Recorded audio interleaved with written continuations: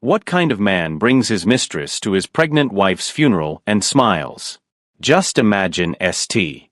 Catherine's Chapel filled with 300 people dressed in black, surrounding an elegant white casket draped in roses, holding Elena Hale, a beloved philanthropist who died at 8 months pregnant in a way that made absolutely no sense. The air was thick with the scent of white lilies and expensive perfume, mixed with something else. Disbelief. Then the massive oak doors at the back of the chapel swing open. How could you? Her husband walks in. You're a monster, Roman. Holding hands with a woman he'd been sleeping with for over a year. This is disgusting. Vanessa reads, his mistress, wearing a tight black dress that left nothing to the imagination, diamonds glittering at her throat. But here's the secret nobody in that church knew. I can't believe what I'm seeing. The woman in that coffin was no victim. She was a mastermind. If you're listening right now, help me prove something wrong. My mother said I wouldn't even reach 10,000 subscribers, but I believe stories like this deserve to be heard. Help me show her that these tales matter. Everyone thought Elena Hale was just another wealthy socialite attending charity galas and planning fundraisers. In reality, she was the sole heiress to a $300 million pharmaceutical empire, and while her husband was plotting to inherit everything and disappear with his mistress, she was quietly keeping a record of every single lie, every betrayal, every cruel word he ever said.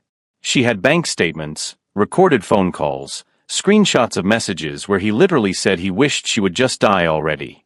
And she left something behind. Something she arranged to be delivered at her own funeral, designed to destroy everyone who ever thought she was weak or stupid or easy to manipulate. What you're about to hear is going to shock you. The twists in this story are so unexpected that even I couldn't believe them when I first learned the truth. Please stay with me because the final revelation, the moment when everything comes crashing down, is something nobody in that chapel could have predicted. Not the guests, not Roman, not even his mistress. And if you enjoy stories about justice, revenge, and people getting exactly what they deserve, make sure you subscribe because this channel is dedicated to bringing you the most satisfying real-life drama you'll ever hear. This is the story of Elena Hale and Kong Min Jae, and it's the story of how a dead woman got the perfect revenge with the help of the one man who truly loved her. This story will teach you a powerful lesson. Never underestimate a quiet woman who's been watching and planning. Never mistake her patience for weakness. And never ever believe that someone who seems powerless cannot become the most dangerous person in the room. If you've ever felt betrayed by someone you trusted, if you've ever been underestimated or dismissed, if you've ever wanted to see a cheater get exactly what's coming to them, this story is for you. The white casket was positioned at the front of St. Catherine's Chapel, an achingly beautiful and utterly tragic sight. It was surrounded by hundreds of white roses and orchids, their petals perfect and pure, illuminated by the soft golden glow of candles that made shadows dance across the polished marble floors. 300 guests sat in the antique wooden pews, all dressed in designer black, their faces carefully arranged into expressions of grief and shock. These were the elite of society, people who measured their worth in millions, who attended events like this more for appearance than genuine sorrow. The chapel itself was magnificent, with soaring ceilings, stained glass windows depicting biblical scenes in brilliant colors, and the kind of old-world elegance that money alone cannot buy. But underneath all that beauty was a feeling of complete and utter wrongness, like something fundamental had been violated. And at the heart of it all, inside the gorgeous casket that cost more than most people earn in 5 years, was Elena Hale. 32 years old, 8 months pregnant, a woman who should have been preparing for the happiest moment of her life. Instead, she was supposedly lying dead, taken too soon by what the doctors vaguely called complications. A loving wife, they said. A generous philanthropist. A mother-to-be who would never meet her daughter. And now she was gone. But I'm getting ahead of myself. Let me tell you who I am and why I know this story better than anyone else alive. My name is Kong Min Jae, and the woman in that coffin, the woman everyone believed was dead, was the only person who ever saw me as more than the dangerous reputation that preceded me. To the world, I'm a ghost. A shadow. The head of one of the most powerful Korean organized crime families operating in the United States. People whisper my name in fear, cross the street when they see me coming, and would never, ever imagine that someone like Elena Hale, with her pristine reputation and old money background, would even know someone like me. But she saved my life 7 years ago when I was bleeding out in an alley, left for dead by a rival gang. She found me, didn't call the police, didn't run away screaming. She got me to safety, paid for a private doctor, and asked for nothing in return. Nothing. For weeks she visited me while I recovered, brought me books, talked to me like I was a human being instead of a monster. And I fell in love with her then, completely and hopelessly, though I never told her. She was engaged to Roman at the time, seemed happy, seemed like she'd found her fairy tale. So I stepped back into the shadows where I belonged and watched from a distance as she married him, always ready if she ever needed me. She needed me 3 months ago when she called me in the middle of the night, her voice shaking, and told me she'd discovered something that would destroy her. That's when everything changed. That's when we started planning the impossible. And that's why I was standing in the back of that chapel, watching Roman Hale parade his mistress down the aisle of his wife's funeral, knowing that in exactly 17 minutes, I was going to end his entire world. The baby survived, by the way. Elena's daughter Hope was delivered by emergency C-section and was fighting for her life in the NICU at Mercy General, for pounds of pure determination. She had no idea that her mother had died, or so everyone believed. She had no idea that her father had already contacted lawyers about accessing her trust fund, or that he'd been planning for months how to spend the inheritance. But here's what really happened, the truth that was about to explode through that chapel like a bomb. Elena hadn't died from complications. She was perfectly healthy. Her pregnancy had been textbook normal, glowing and beautiful and full of life.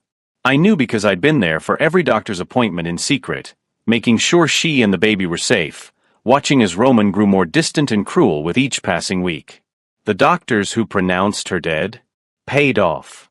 The medical records showing organ failure completely falsified. The closed casket funeral necessary because there was nobody actually in that coffin. Elena Hale was alive. And she was watching everything unfold from a secure location 5 miles away, her hand in mine as we observed the live feed from hidden cameras we planted throughout the chapel. She was about to get her revenge in the most spectacular way possible, and I was honored to help her do it. Because when you love someone, truly love them, you don't just protect them from danger. Sometimes you help them become the danger. But nobody in that chapel knew any of this yet. They were all watching Roman and Vanessa, gasps rippling through the crowd, whispered conversations spreading like wildfire. The priest had stopped speaking, his face pale with shock and disapproval. Elena's family members were standing up, anger flashing in their eyes. And Roman, that pathetic excuse for a man, just kept walking down the aisle with that smug smile on his face, completely unaware that his entire life was about to be destroyed in front of everyone he'd ever wanted to impress. The scene was set. The players were in position. And I was about to make my entrance, carrying with me the evidence that would expose every single lie, every betrayal, every moment of cruelty that Roman Hale had inflicted on the woman I loved. What happened next would become legendary in certain circles, whispered about for years as the greatest act of revenge anyone had ever witnessed. But to understand how we got here, to truly appreciate the beautiful destruction that was about to unfold, you need to know the whole story. You need to understand who Elena really was, what Roman did to her, and how a pharmaceutical heiress and a mafia boss formed the most unlikely alliance in history. You need to hear about the nights we spent planning every detail, the moment our friendship turned into something more, and the impossible choice Elena made when she realized the only way to expose the truth was to fake her own death. So let me take you back to the beginning, to the night 3 months ago when Elena called me and said the 4 words that changed everything. The 4 words that set this entire plan in motion and led us to this moment, standing on the edge of the most satisfying revenge either of us had ever imagined. "I know everything," she'd said, her voice breaking. "And I need your help." To understand what happened at that funeral, you have to go back to the beginning. Back to when Elena Hale thought she'd found her fairy tale. Back before she knew that the man she married was nothing more than a con artist in an expensive suit. Back to the moment when her perfect life started crumbling and she realized she'd been living a lie.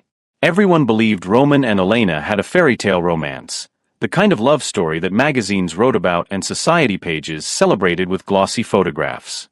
She was Elena Whitmore before the marriage, the sole heiress to the Whitmore-Hale pharmaceutical empire worth over $300 million. Her family's company had developed some of the most important medications of the last century, treatments that saved lives and generated wealth beyond most people's comprehension.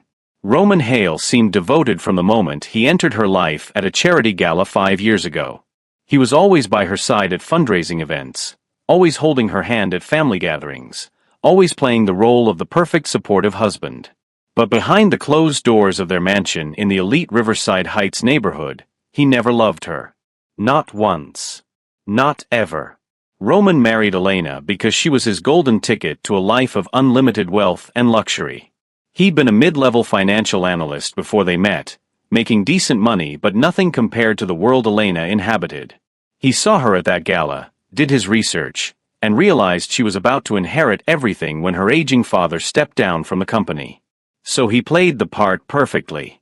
He was charming, attentive, romantic in all the ways that mattered to someone who'd grown up lonely despite her wealth. He studied her like a subject, learned what she wanted to hear, became exactly what she needed. For the first 2 years of their marriage, Roman maintained the facade beautifully. But when Elena became pregnant 8 months ago, everything changed. His mask began slipping in small ways at first. He grew colder, more distant, finding excuses to work late or travel for business. He stopped asking about her day, stopped touching her the way he used to, stopped pretending to care about the baby growing inside her. Then the comments started, casual and cruel, dropped into conversations like bombs. Things would be so much simpler if it was just the two of us, he'd say. Or sometimes, I never really wanted kids, you know. The worst was when he looked at her growing belly and said, I just hope this doesn't change everything between us, with a tone that made it clear he hoped it would end everything instead.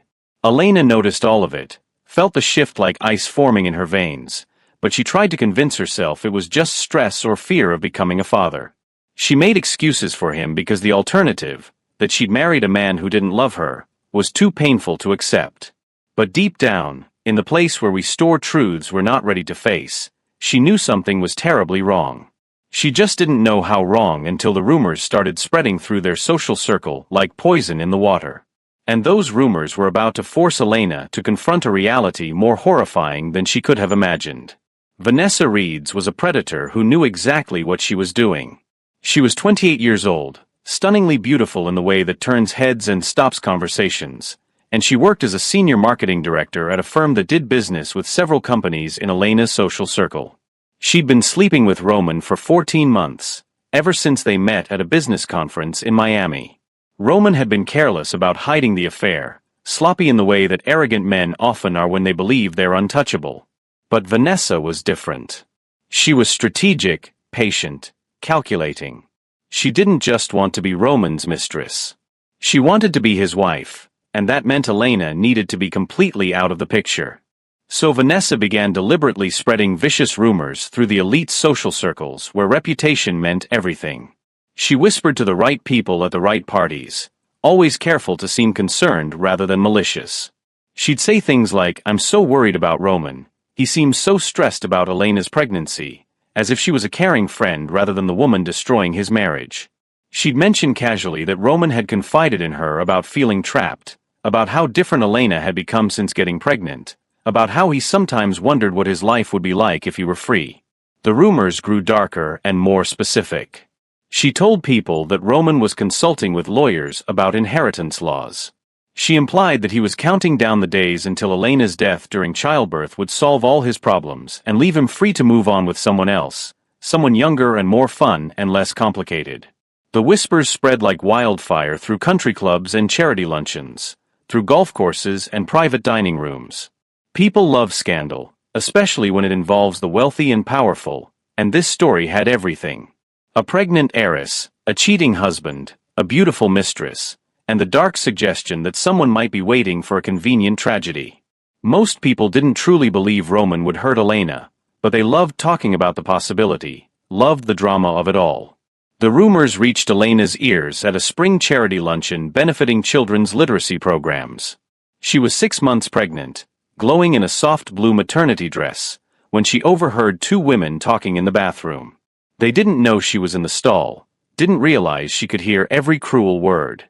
That poor Elena Hale, one of them said. Everyone knows Roman's counting down the days until she's gone so he can finally be with that Vanessa woman and get his hands on the Whitmore fortune. It's absolutely tragic. The other woman laughed, actually laughed, and said, well, if she's stupid enough not to see what's happening, maybe she deserves whatever happens. Elena sat in that bathroom stall with her hands pressed against her pregnant belly, feeling her daughter kick beneath her palms, and something fundamental broke inside her. Not her spirit, though.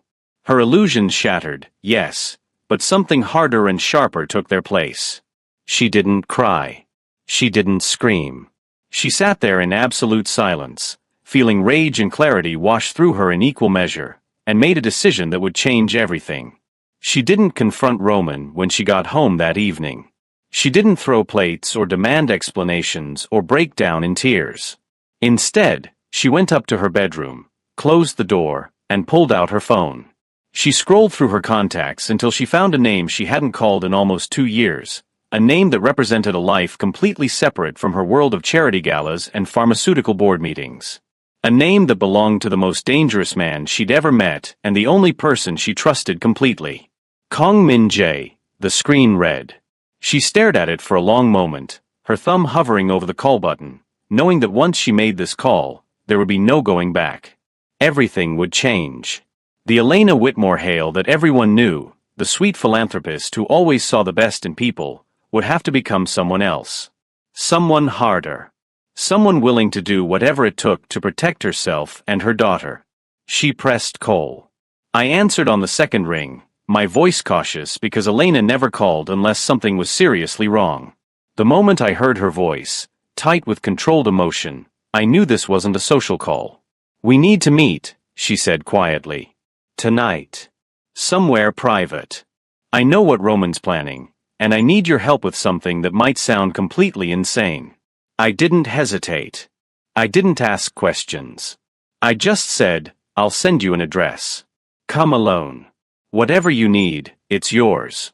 That night, Elena drove to a private penthouse in the financial district that served as one of my legitimate business offices, though everyone who mattered knew it was where I conducted my real work. She walked into my world wearing designer maternity clothes and carrying a tablet full of evidence that would make your blood run cold. And for the next 4 hours, we sat across from each other and planned something that should have been impossible. We planned her death. But more importantly, we planned Roman's destruction. And somewhere during those hours of strategy and revelation, something shifted between us, something that had been waiting 7 years to finally surface. But before I tell you about that night and what we decided, you need to understand exactly what Elena discovered about Roman. You need to see the evidence that made faking her death seem like the only option. Because what she found went far beyond simple infidelity. It was so much worse than that. And if you think you know where this story is going, trust me, you have no idea what's coming next.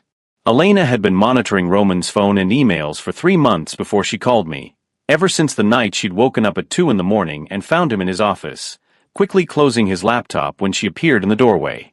The way he'd looked at her, startled and guilty, had planted a seed of suspicion that grew roots and spread. She was brilliant, remember, not just wealthy but genuinely intelligent with a master's degree in business administration and a mind that understood systems and patterns. She'd learned years ago how to access shared devices, how to use cloud backups, how to piece together digital footprints. It was easier than most people think when you share bank accounts and family plans and have access to all the passwords. What she discovered over those 3 months made her blood run cold and her hands shake with fury every time she looked at the man she'd married. Roman had contacted 3 different inheritance lawyers, asking detailed questions about spousal death benefits and estate law. The emails were careful, hypothetical, phrased as if he was just curious about planning for the future. But the pattern was clear. He wanted to know exactly what would happen if Elena died while pregnant, whether the baby would inherit, how he could gain control of trust funds and company shares, what the legal process looked like. He researched laws in states with more favorable inheritance rules. He asked about moving assets offshore. He even inquired about hiring private investigators to document any potential claims against the estate, as if he was already preparing for challenges to his inheritance. But it got worse. So much worse. Roman had researched Costa Rica and Panama properties, looking at luxury homes in areas with limited extradition agreements. He'd been learning Spanish using a language app on his phone. He'd created a separate email account under a false name and used it to research getting fake identity documents. He'd started moving money, small amounts at first, transferring funds from their joint accounts into offshore accounts Elena didn't know existed. Over 14 months, he'd siphoned away nearly $2 million, money he was hiding in preparation for something. The most damning evidence was in his text messages with Vanessa. They'd been careless, probably because Roman never imagined Elena would check, probably because he thought she was too trusting and naive to suspect anything. The messages were horrifying in their casual cruelty. "I can't wait until this is over and we can finally be together for real," Vanessa had written. Roman's response made Elena's stomach turn. "Me too, baby. I just need to be patient a little longer." The pregnancy complicates things, but honestly, given the statistics on maternal mortality, especially with first pregnancies, nature might solve our problems for us. If not, we'll figure something else out. I'm not spending the rest of my life trapped in this marriage. There were dozens of messages like that, each one worse than the last. Vanessa asking when they could go public with their relationship. Roman saying, "After she's gone. Just be patient." Vanessa complaining about having to be secret. Roman reassuring her that soon they'd have more money than they could spend and could go anywhere in the world together. The worst message, the one that made Elena physically ill when she read it, was from 6 weeks ago. Roman had texted Vanessa after a doctor's appointment, saying, "Doctor says everything is progressing normally with the pregnancy. Honestly, I was hoping for complications. Would make everything so much simpler. I wish she would just die already so we can be together and I can access the trust." Elena sat in her car in the parking lot of a grocery store when she found that message, reading it 3 times to make sure she understood correctly, and something inside her transformed completely. The woman who'd always believed in seeing the best in people, who'd built her life around helping others and giving second chances, died in that moment. What replaced her was someone harder, someone capable of things she'd never imagined. She drove straight to a secure location and transferred every piece of evidence to an encrypted drive. Screenshots of messages, bank records, emails to lawyers, research history from his computer. She documented everything, organized it meticulously, created a timeline that showed clear premeditation and intent. Then she called me, because she knew that what she was planning would require resources and connections that existed far outside her normal world. That night in my penthouse office, Elena sat across from me with her hands trembling but her eyes completely dry and showed me everything. I read the messages, reviewed the financial records, saw the lawyer consultations and the research into inheritance law. With each piece of evidence, my anger grew hotter and more focused. I'd known Roman was unworthy of her from the day they got married, had watched from a distance as he played his role, but I'd never imagined he was actively hoping for her death. I wanted to kill him right there. I mean that literally. I knew a dozen ways to make it look like an accident, knew people who could make someone disappear without a trace. But Elena stopped me with a hand on my arm and a look that was pure steel. "No," she said quietly. "I don't want him dead. I want him destroyed. I want everyone who ever respected him to know exactly what he is. I want his reputation ruined, his plans exposed, his future demolished. Death would be too quick, too easy. I want him to live with the consequences of what he tried to do." That's when we started planning the impossible. And that's when I realized that the quiet, gentle woman I'd loved from a distance for 7 years had always possessed a core of absolute titanium. She'd just never had a reason to reveal it until someone threatened everything she loved, including the daughter she. In my penthouse office, surrounded by floor-to-ceiling windows overlooking the city lights, Elena and I spent the next 6 weeks planning something that should have been completely impossible. We met 3 or 4 times a week, always late at night after Roman thought Elena was asleep, always in locations that couldn't be traced back to either of us. She'd park her car several blocks away and take rideshare services that couldn't be connected to her usual patterns. I'd make sure we weren't followed, that no surveillance could compromise what we were building. And slowly, carefully, we assembled the pieces of an elaborate deception that would require perfect timing, absolute secrecy, and resources that only someone in my position could provide. The core of the plan was audacious in its simplicity. Elena would fake her own death, making it look like she'd died from pregnancy complications, and we'd stage a funeral where Roman would inevitably reveal his true nature. Then, at the perfect moment, we'd expose everything. His affair, his financial manipulation, his hopes for her death, all of it laid bare in front of everyone who mattered. The beauty of the plan was that Roman would destroy himself. We'd simply create the stage and let him perform. But making someone appear convincingly dead, especially someone as prominent as Elena Hale, required careful orchestration of dozens of moving parts. First, we needed a doctor we could trust completely. I had connections to Dr. Sarah Chun, a brilliant physician who ran a private clinic and owed me several significant favors after I'd helped her brother avoid serious legal trouble years ago. She was ethical in most ways but pragmatic enough to understand that sometimes the system fails people who deserve justice. When I explained what Elena was facing and what we needed, Dr. Chen agreed to help. She created a complete set of falsified medical records showing that Elena had developed a rare and aggressive infection, one that progressed rapidly despite treatment. The records were perfect, indistinguishable from legitimate hospital documentation, because they were created in the actual hospital system with Dr. Chen's access codes.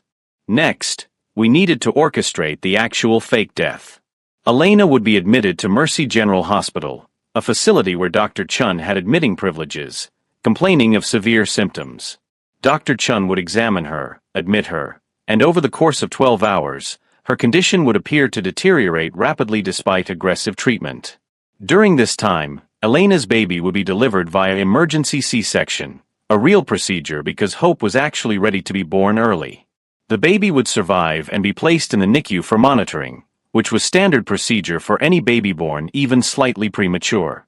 Then, while the baby was safe, Elena would be declared dead.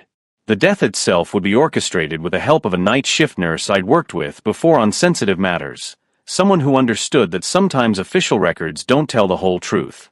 Elena would be moved to a private room, officially declared deceased, and then quietly transferred out of the hospital through a service entrance to a private medical facility I controlled. Her body would never actually be in the morgue. Instead, the coffin at her funeral would be empty, sealed and locked, explained away as necessary because of the infection that supposedly killed her. It was elaborate, risky, and required perfect coordination. But it would work because people see what they expect to see, and no one would question the death of a pregnant woman from medical complications when a respected doctor declared it so. During these planning sessions that stretched late into the night, something unexpected began happening between Elena and me. The conversations shifted from purely strategic to personal. We'd finish discussing the logistics of falsifying death certificates and then find ourselves talking about our lives, our regrets, our dreams for the future. Elena told me about the loneliness of her marriage, how she'd felt like a prop in Roman's performance rather than a real person he valued. I told her about the isolation of my life, how being feared meant being fundamentally alone, how I'd built walls around myself that no one had ever tried to scale. One night, about 3 weeks into our planning, we'd been reviewing the timeline for the funeral when Elena suddenly stopped mid-sentence and looked at me with an expression I couldn't quite read. "Why did you really agree to help me with this?" she asked quietly. "I know you said you owed me for saving your life, but this goes far beyond repaying a debt. You're risking everything. Why?" I should have deflected or made a joke or kept the walls firmly in place. But sitting there in the dim light of my office, looking at this woman who'd shown me kindness when I was at my most vulnerable, who'd never looked at me with fear or judgment, who trusted me with her life and her daughter's future, the truth just came out. "Because I've been in love with you since the day you found me bleeding in that alley 7 years ago," I said quietly. "Because watching Roman treat you like something he owned instead of someone he cherished has been torture. Because you deserve so much better than what he gave you, and I would do absolutely anything to protect you and give you a chance at the life you should have had. I didn't tell you before because you seemed happy with him, and I respected that. But now, helping you destroy the man who tried to destroy you, that's not about repaying a debt. It's about making sure the woman I love gets the justice she deserves." The silence that followed felt like it lasted forever. Elena sat completely still, her eyes wide, one hand resting on her pregnant belly. Then, slowly, she smiled. It wasn't a big dramatic smile, just a small genuine expression of something that looked like relief mixed with wonder. "I think I've known for a while," she said softly. "The way you look at me when you think I'm not paying attention. The way you remember every small detail I mention. The way you're so careful with me, like I'm something precious. And here's the thing, Kong. I'm starting to feel something too. I don't know if it's love yet or if I'm just desperate for someone who actually cares about me, but when I'm with you, I feel safe in a way I never felt with Roman. I feel seen. And that matters more than I can explain." We didn't kiss that night. It felt too soon, too complicated with everything else happening. But we held hands across the table while we continued planning, and something fundamental shifted between us. We weren't just allies anymore. We were becoming something more, something neither of us had expected, but both of us desperately needed. The planning continued over the following weeks, growing more detailed and more complex. We mapped out every moment of the funeral, planned the seating arrangements to ensure maximum impact when the truth was revealed, coordinated with Dr. Chen and the hospital staff about timing. I arranged for surveillance cameras to be installed in the chapel, hidden in the flower arrangements and behind decorative elements, so Elena could watch everything unfold from a safe location. We wrote the script for what I would say when I walked into that chapel, how I'd expose Roman piece by piece, building to the revelation that Elena was alive. And through it all, Elena and I grew closer. We shared late dinners after planning sessions. We talked about what would happen after the funeral, after the divorce, after everything settled.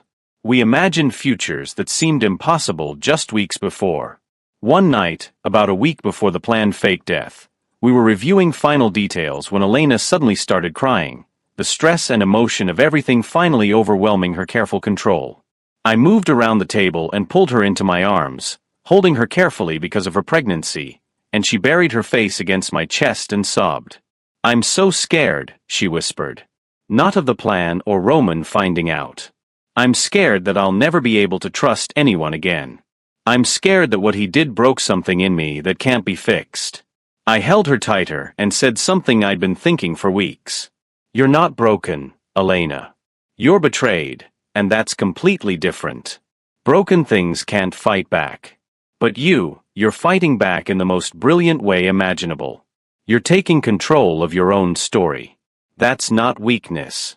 That's incredible strength. And when this is over, you're going to rebuild your life into something beautiful because you're fundamentally good and strong and deserving of everything you want." She pulled back slightly and looked up at me, her eyes red from crying but also full of something that made my heart race. Then she kissed me. It was gentle and tentative at first, a question more than a statement. I kissed her back, careful and protective, trying to pour 7 years of unspoken love into that moment without overwhelming her. When we finally pulled apart, we were both breathing hard, and Elena had the first genuinely happy smile I'd seen on her face in months. "Whatever happens after all this is over," she said softly, "I want you to know that you've given me something I didn't think I'd ever have again. Hope. Not just for revenge or justice, but hope that maybe I can have the life I always wanted with someone who actually loves me for who I am, not what I can give them." The plan was set. The pieces were in position. And Roman Hale had no idea that his entire world was about to come crashing down around him in the most public, most humiliating way possible. The countdown to the funeral had begun, and with it, the countdown to the most satisfying revenge I've ever been part of orchestrating. The night before Elena's carefully orchestrated fake funeral, Roman Hale did something so spectacularly stupid and arrogant that even I, someone who'd seen the worst of human nature in my line of work, was genuinely shocked by his audacity. He threw a private celebration party at the Ritz-Carlton, complete with champagne and room service, to toast his supposedly imminent freedom and wealth. And thanks to the surveillance team I'd positioned in the room directly across the hall, we captured every single moment of it in crystal-clear high-definition video. Let me paint you a picture of what kind of man celebrates the night before his pregnant wife's funeral. Roman had booked the executive suite under a fake name, paying cash to avoid any paper trail connecting him to the celebration. Vanessa arrived first, wearing a skin-tight red dress that cost more than most people's monthly rent, her hair and makeup done like she was attending a gala rather than meeting her married lover the night before his wife's funeral. She carried shopping bags from luxury stores, already spending money that Roman didn't technically have yet but seemed absolutely confident would soon be his. The surveillance footage showed them opening a bottle of Cristal champagne that cost $1,200, toasting to their future together with genuine joy on their faces. Not grief. Not even fake sorrow. Just pure, undisguised happiness that Elena was supposedly dead and they could finally be together openly. It was disgusting to watch, and I had to stop Elena from seeing the footage live because I knew it would destroy her to witness how little her husband cared about her death. Roman poured champagne and raised his glass. To freedom, he said, grinning like he'd won the lottery. To finally being done with the sad widow act and moving on with our real lives. $300 million, baby. We're set for life. We can go anywhere, do anything. No more pretending, no more hiding. Just you and me and more money than we could spend in 10 lifetimes. Vanessa laughed and clinked her glass against his. I've been thinking about what we should do first, she said, pulling out her phone and showing him pictures. I want to buy that penthouse in Monaco we looked at. And maybe a yacht. Something big enough to live on if we want to just sail around the world for a year or two. We deserve it after all this waiting. The conversation got worse from there. They talked about redecorating the mansion, getting rid of all of Elena's things and replacing them with Vanessa's taste. Roman joked about how he'd have to keep up appearances for a few months, play the grieving widower, but then they could quietly start being seen together in public. Vanessa talked about the engagement ring she wanted, showed him pictures of diamonds the size of grapes, and Roman promised he'd buy her whatever she wanted once the estate was settled. But the most damning part, the footage that made my blood boil with rage, was when they started talking about Hope, Elena's newborn daughter fighting for her life in the NICU. What are you going to do about the baby? Vanessa asked, taking a sip of champagne. I mean, I know she inherits half the estate or whatever, but you have control as her guardian, right? Roman shrugged, completely casual, like they were discussing what to order for dinner. Legally I'm her father, and I control her trust until she's 21. The lawyers said I have full discretion over how that money is managed and invested. So yeah, technically it's her money, but I'll be the one making all the decisions about it. And if some of those investment decisions happen to benefit us, well, who's going to question it? The kid won't even know the difference. Vanessa smiled and kissed him. You're so smart. What about custody though? I mean, are you actually going to raise her? Because I'm not really the mother type. No offense to your daughter or whatever. Roman laughed, actually laughed, and said something that made me want to break through the wall and end him right there. Honestly, I'm hoping Elena's parents will want to take her. They're devastated about losing Elena, and I can play the struggling single father card, say it's too painful to raise her alone without her mother. They'll probably jump at the chance to have custody, and then I'm free of the responsibility but still have control of her money. It's perfect. We get the wealth and the freedom without having to actually deal with a kid. They toasted to that plan and ordered room service, lobster and filet mignon, the most expensive items on the menu. They fed each other bites of food and laughed about how everything was working out even better than they'd hoped. Vanessa modeled diamond necklaces that Roman promised to buy her, trying them on and admiring herself in the mirror. He pulled out his laptop and showed her properties he'd been researching, vacation homes in places with beautiful beaches and limited extradition treaties, though he phrased it as just wanting privacy and tropical weather. Around midnight, Vanessa pulled out her phone and started taking selfies, pictures of her and Roman together in the luxury suite, kissing and smiling and celebrating. You can't post those yet, Roman warned. We have to be careful. Another few months and then we can go public, but not yet. People would talk if they knew we were together the night before the funeral. Not yet. People would talk if they knew we were together the night before the funeral. Vanessa pouted but agreed, though she kept the photos, probably planning to post them eventually as proof of their grand romance. They had no idea that every photo, every word, every toast was being recorded by the team positioned across the hall.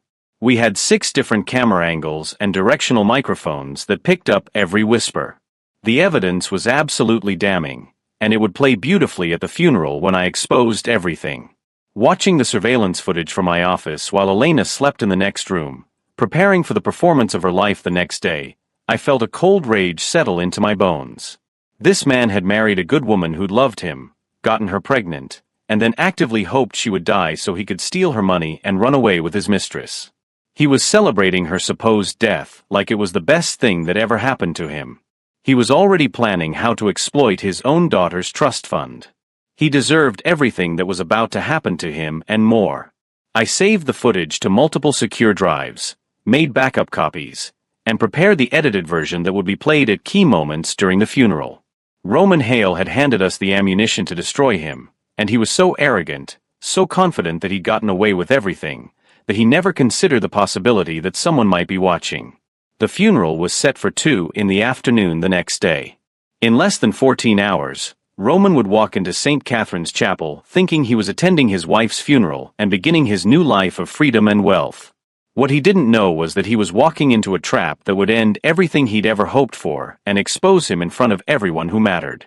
Elena was alive and watching. I was ready to deliver the evidence. And Roman's premature celebration was about to become the biggest mistake of his pathetic life. The revenge we'd spent 6 weeks planning was about to unfold in the most spectacular way imaginable. Justice was coming, and it was going to be beautiful. The afternoon of the funeral arrived with perfect weather, which somehow made everything feel even more surreal. Brilliant sunshine streamed through the stained glass windows of St. Catherine's Chapel, casting patterns of colored light across the marble floors and the white casket that held absolutely nothing. 300 guests filled the pews, the elite of society dressed in their finest black, whispering among themselves about the tragedy of Elena's death and the strange rumors surrounding Roman's behavior. I was positioned 5 miles away in a secure penthouse apartment, sitting beside Elena as we watched multiple camera feeds showing every angle of the chapel. She wore comfortable clothes, her hand resting on her recovering belly, while her daughter Hope slept peacefully in a bassinet nearby, healthy and beautiful and completely unaware that she was about to be part of the most dramatic revelation of the decade. Elena's hand was in mine, squeezing tight as we watched the chapel fill with people who believed she was dead. The funeral started with traditional elements. The priest delivered opening remarks about life and loss and faith. Elena's parents sat in the front row, her mother sobbing into a handkerchief while her father stared at the casket with hollow eyes. They believed their daughter was dead, and watching their genuine grief was the hardest part of this entire plan. Elena had wanted to tell them the truth, but we'd agreed it was too risky. Their reactions needed to be authentic for the plan to work, and they'd understand once everything was revealed. At least, we hoped they would. Then, exactly as we'd anticipated, the chapel doors swung open and Roman made his entrance. The collective gasp from the assembled guests was audible even through our audio feeds. Roman walked down the center aisle with Vanessa Reeds on his arm, both of them making absolutely no effort to hide their relationship or appear appropriately somber. Vanessa wore a tight black dress with a neckline cut so low it bordered on obscene for a funeral, her hair styled in glamorous waves, diamond earrings glittering at her ears. Roman wore an expensive suit, but his expression was wrong, too relaxed, almost smiling at the corners of his mouth. They didn't look like they were attending a funeral. They looked like they were making a statement. People started whispering immediately, the sound rising like angry bees throughout the chapel. Elena's mother stood up, her face shocked and furious. "How dare you?" she shouted at Roman. "How dare you bring that woman to my daughter's funeral?" Roman held up his hands in a placating gesture that just made him look more arrogant. "I know this looks bad," he said loudly enough for everyone to hear. "But I'm not going to hide anymore. Elena would have wanted me to be happy, and Vanessa makes me happy. I'm grieving in my own way." The priest looked uncomfortable, clearly unsure whether to intervene or continue the service. Elena's father was being restrained by family members who were holding him back from physically attacking Roman. The whispers grew louder, people pulling out their phones to text friends about the scandal unfolding before them. It was chaos, exactly the kind of public spectacle that would make what came next even more devastating. That's when I made my entrance. I'd timed it perfectly, waiting until the chaos reached its peak before I walked through the chapel doors flanked by 6 of my men in dark suits. Our presence was immediately commanding in a way that silenced the crowd more effectively than any request for quiet. People recognized me, or at least recognized the type of men we were, and fear rippled through the gathering like a physical wave. The whispers stopped.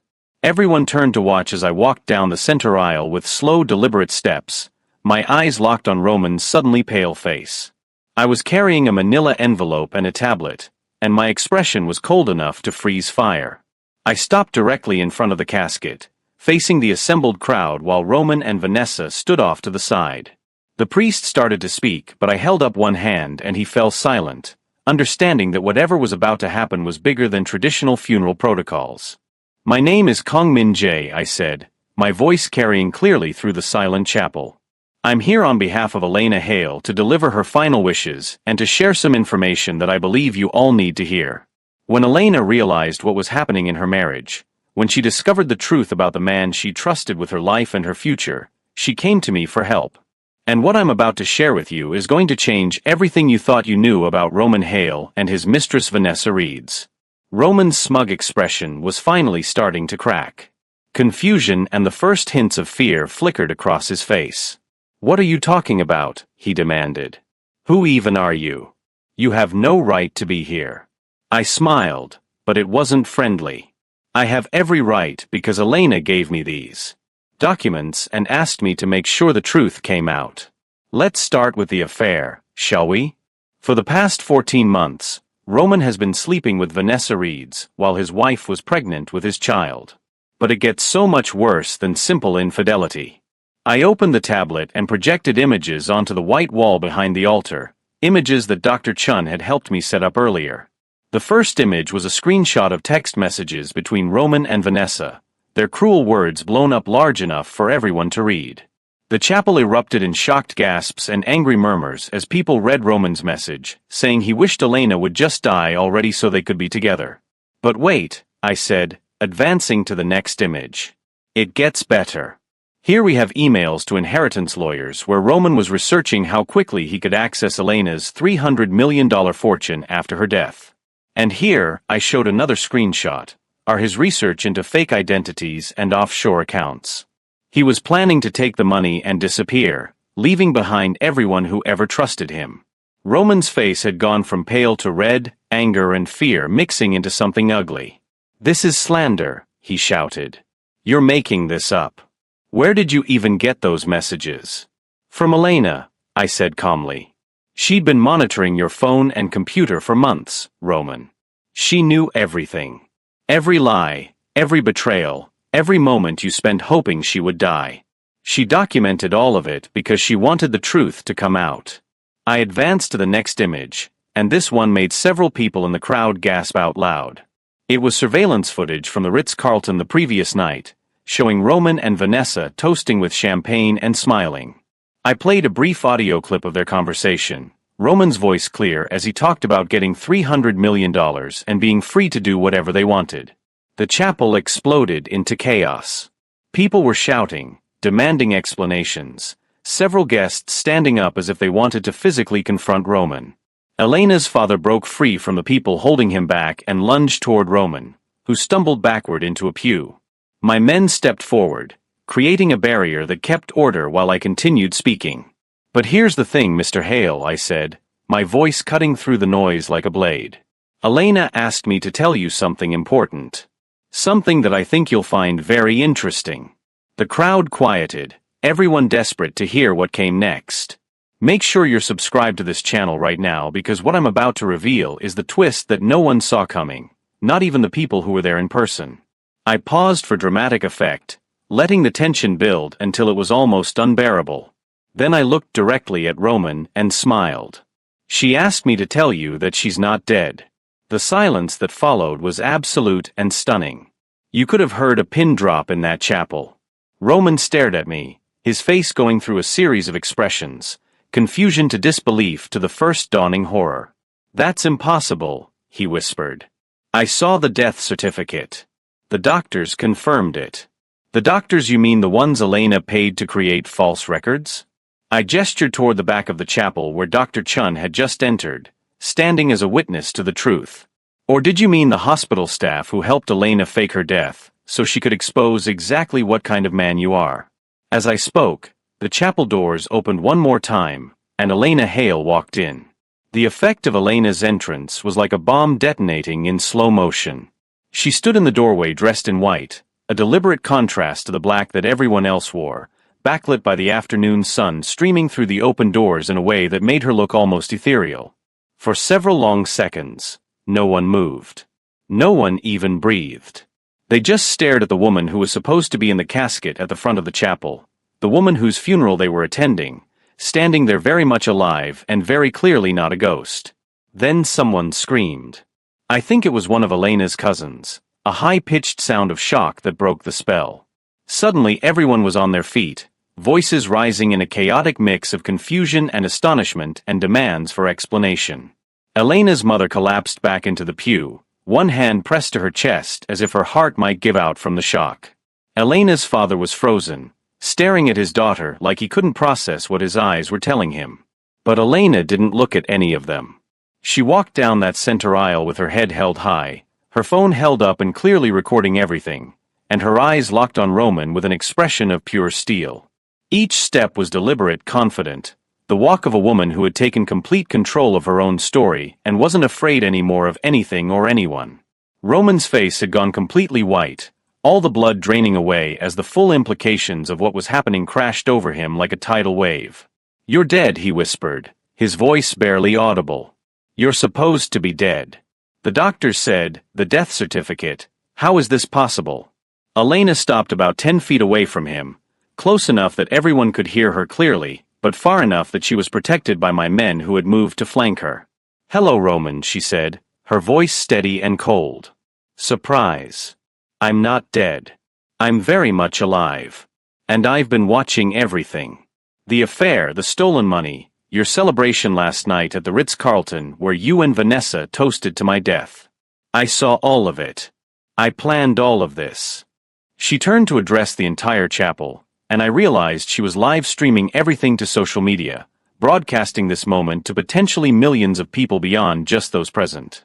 "For months I knew my husband was hoping I would die," she said, her voice clear and strong. "I knew he was stealing from our accounts. I knew he was planning to take everything and run away with his mistress. So I did something that seemed impossible.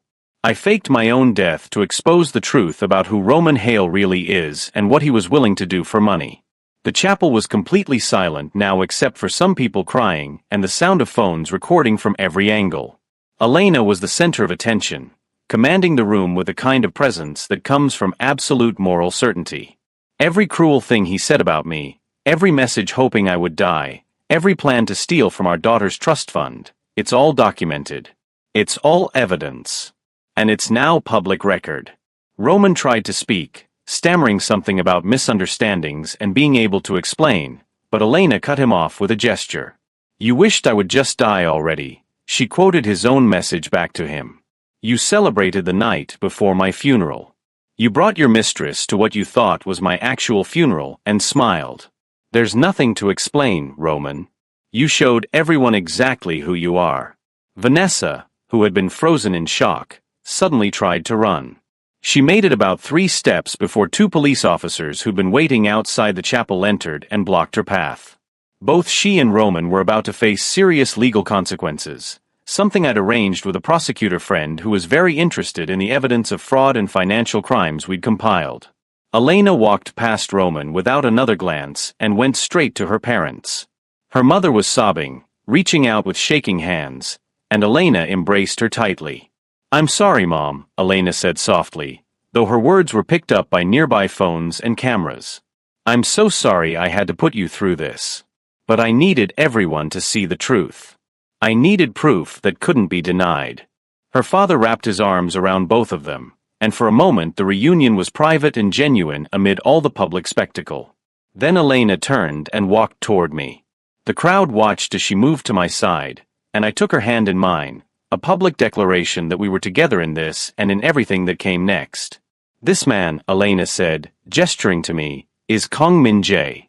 Years ago I saved his life, and when I needed help exposing the truth about my husband, he gave me everything I needed to fight back. He helped me plan this, helped me protect my daughter, and showed me what real loyalty and real love actually look like. Everything you think you know about him, about me, about what's happened here today, understand this. We did what was necessary to expose a man who married me for money and hoped I would die so he could inherit everything. The police moved forward to take Roman and Vanessa into custody. Roman was still stammering protests, trying to claim this was all some misunderstanding, but the evidence was overwhelming and public.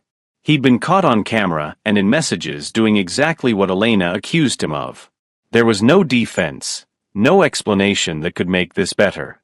His reputation was destroyed in front of 300 witnesses, and however many thousands or millions were watching the live stream. As they led him away in handcuffs, Roman looked back at Elena with an expression that mixed hatred and disbelief. "You did this," he said. "You destroyed everything." Elena smiled, and it was the kind of smile that could cut glass. "No, Roman. You destroyed everything when you decided my life was worth less than my money. I just made sure everyone knew the truth. I hope you enjoy the consequences of your choices." Watching him being escorted out of the chapel, facing arrest for fraud and attempted exploitation of his daughter's trust fund, Elena felt something shift inside her. Not revenge, though that was certainly part of it. But more than that, she felt free for the first time in years. Free from the lies, free from the fear, free from a marriage that had been poisoning her slowly. And standing beside me, with our daughter sleeping safely in a secure location and a future stretching out before us full of possibilities, she felt something else too. Hope. Real, genuine hope that her life could finally become what she'd always deserved. If you haven't subscribed yet, please do so now, because the final chapter of this story, where Elena and I build our future together, is something you won't want to miss. Justice has been served, but the real happy ending is still to come. The funeral that was meant to be Elena's tragedy became instead the beginning of her triumph. 6 months passed between that explosive funeral and the day Elena and I stood in a garden preparing to exchange vows, and those months were filled with a kind of transformation that only comes from burning down everything false and rebuilding from the foundation up. Roman's world collapsed within days of the funeral revelation. The video evidence, the text messages, the financial records, all of it was handed over to prosecutors who filed charges for fraud, attempted exploitation of a minor's trust fund, and several other financial crimes. His arrest and the details of his crimes became international news, the kind of scandal that people discussed at dinner parties and analyzed on legal commentary shows. The man who'd thought he was so clever, so untouchable, became a cautionary tale about greed and arrogance. He was eventually sentenced to 8 years in federal prison and ordered to pay back every dollar he'd stolen, plus penalties that would leave him financially ruined for the rest of his life. Vanessa faced her own consequences. Several of Elena's family members filed civil suits against her for conspiracy and emotional distress, seeking damages that would ensure she never profited from her role in the scheme. Her career imploded as companies distanced themselves from the woman who'd celebrated a pregnant woman's supposed death.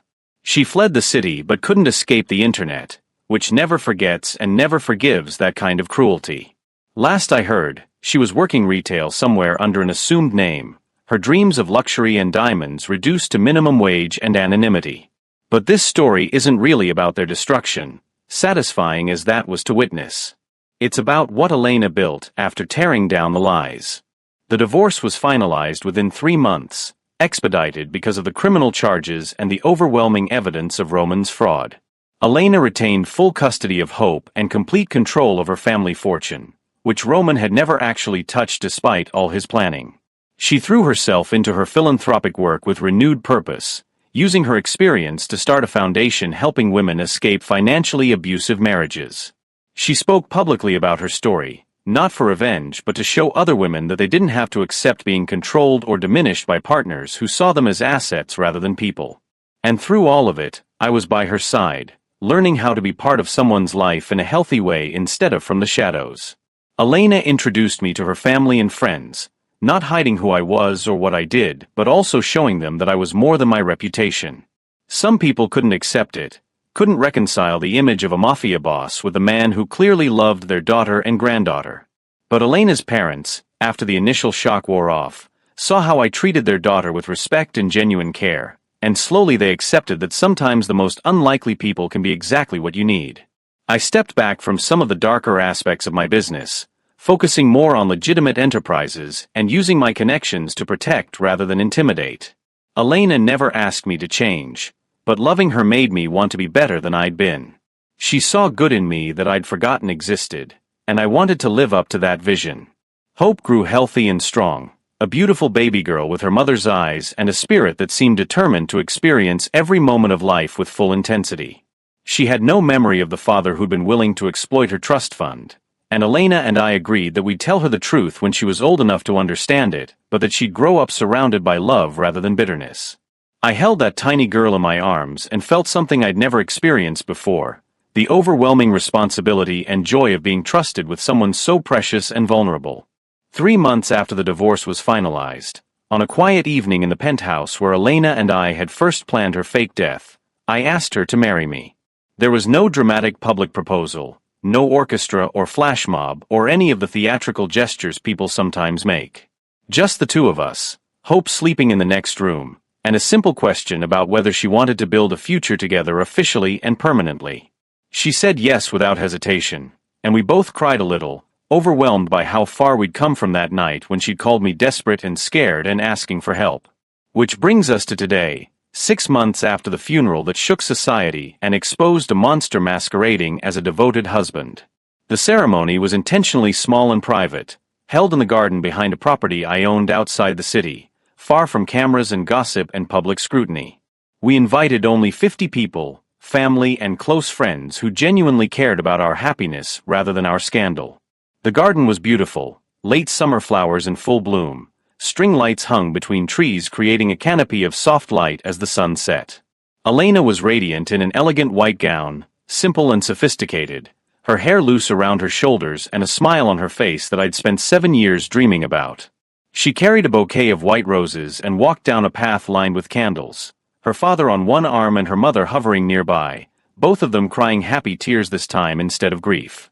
Hope was there too, 8 months old and held by Elena's mother, wearing a tiny white dress and completely oblivious to the significance of the moment but present for it nonetheless.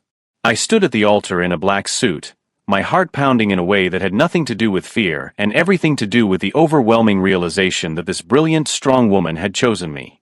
After everything she'd been through, all the betrayal and pain, she decided to trust again and build something new with a man most people would cross the street to avoid. The ceremony was simple and genuine. We'd written our own vows, and when it came time to speak, Elena's words nearly broke me. Standing before her, I felt exposed in a way that was both terrifying and freeing, like she could see every part of me and chose to love all of it anyway. "Kong," she said, her voice steady despite tears streaming down her face. "7 years ago I saved your life without knowing that someday you'd save mine in return. You helped me when I had nowhere else to turn. You showed me what real loyalty and real love look like. You never tried to change me or diminish me or make me smaller to make yourself feel bigger. You just loved me, protected me, and stood beside me while I fought for my dignity and my future. I promise to love you with that same fierce loyalty. I promise to see you for who you really are, not who the world thinks you are. I promise to build a life with you that honors both of our truths. And I promise to show our daughter every day what real love and real partnership look like so she never settles for anything less." When it was my turn to speak, I'd planned something eloquent and romantic, but standing there looking at her, all those careful words disappeared and I just spoke from the heart. "Elena," I said, my voice rougher than I intended, "I've spent most of my life believing I didn't deserve happiness, that someone like me couldn't have something as pure as real love. Then you found me bleeding in an alley and showed me kindness when I deserved nothing. You saved my life that night, but you saved my soul when you trusted me to help you fight back against someone who tried to destroy you. Watching you take control of your own story, seeing your strength and your courage, falling in love with you has been the greatest privilege of my life. I promise to protect you and Hope with everything I have. I promise to be worthy of the trust you're placing in me. And I promise to spend the rest of my life making sure you never regret choosing to love a man like me." The officiant, a friend of Elena's family, pronounced us married, and when I kissed my wife for the first time as her husband, the small gathering erupted in applause and cheers. Elena's mother was openly sobbing, and even my hardened security team who'd helped orchestrate the funeral revenge were smiling. It was a moment of pure joy, unmarred by scandal or spectacle, just two people who'd found each other in the darkness and decided to walk toward the light together. The reception was intimate and warm, Dinner under the stars with toasts that celebrated not just our marriage but the journey we'd taken to get there.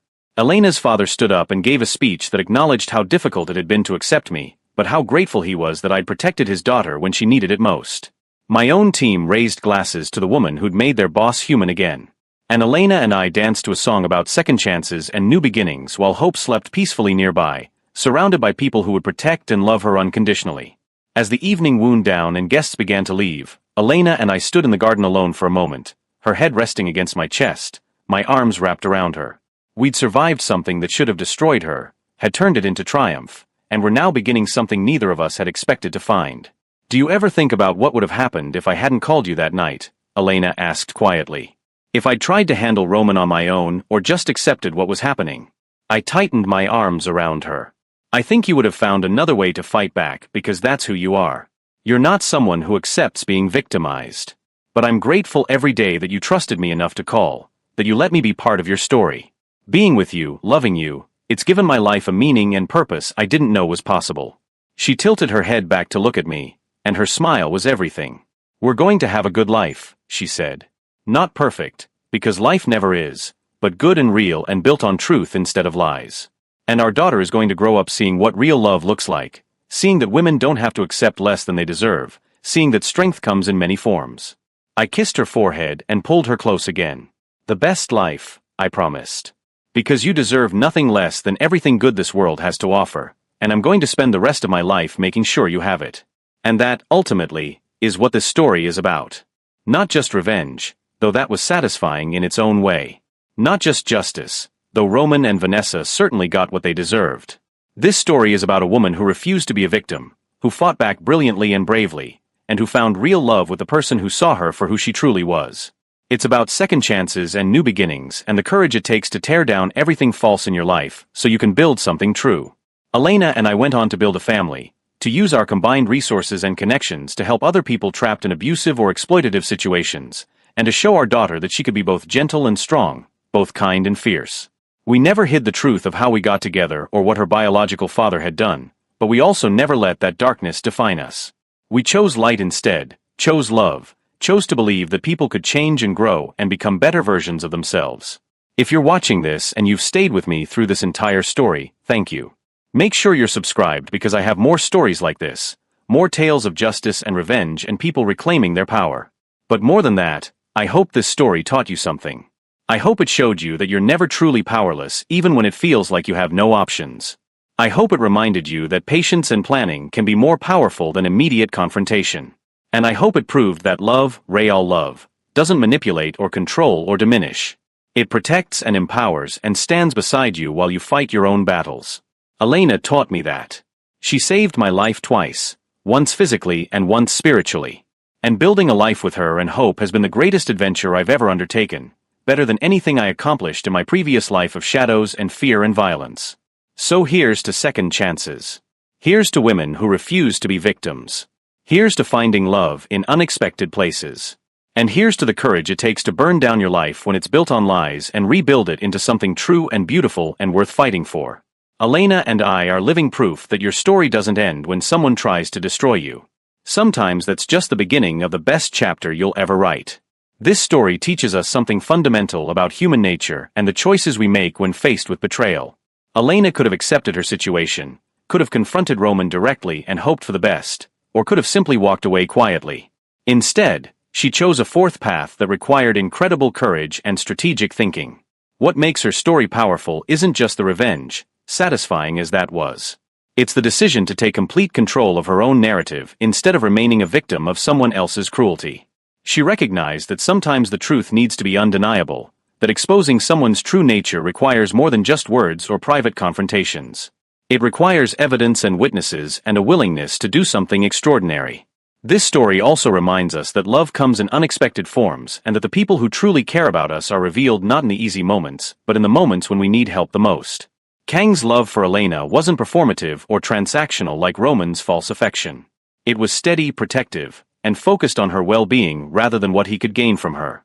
If there's one lesson to carry forward from Elena's story, it's this: you're never truly powerless even when someone tries to make you feel that way. With courage, planning, and the right allies, you can reclaim your life and expose the truth. And sometimes, in the process of fighting back, you discover strengths you didn't know you had and find love in places you never expected to look. The question isn't whether you'll face betrayal or cruelty in your life. Most of us will at some point. The question is how you'll respond when that moment comes. Will you accept it, or will you fight back with everything you have? Elena chose to fight, and in doing so, she didn't just get revenge. She got her life back. She got justice. And she found real love with someone who truly valued her. That's the kind of ending worth fighting for.